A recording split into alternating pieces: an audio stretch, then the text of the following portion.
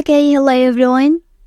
Here I want to provide a tutorial on how to turn off Talkback mode on Infinix Hot 4 device.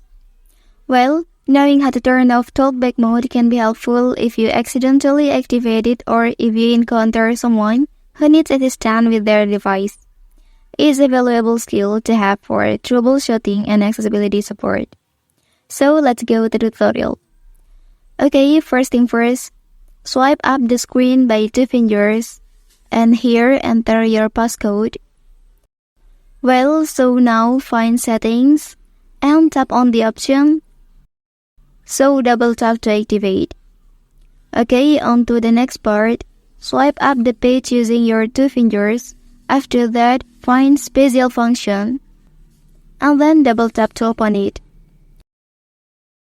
Well, so in this page, scroll down again using your 2 fingers and then tap on accessibility. So double tap to open it. Okay, so here you will find Talkback mode and tap once to detect and then double tap to open it. Okay, lastly, click the toggle here and double tap on it.